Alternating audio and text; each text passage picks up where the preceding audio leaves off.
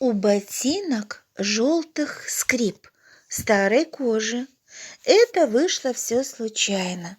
Шел прохожий. Вдруг он замер, налетел на стену прозрачную и не может сделать шаг ни вперед, ни назад. Что бы это значило? Постоял еще мгновенье, я смотрю, он босиком, а ботинки желтые скинуты тайком. Миг, и господин исчез.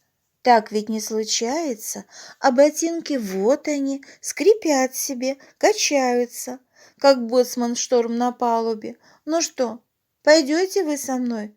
Предупреждаю, мне не баловать.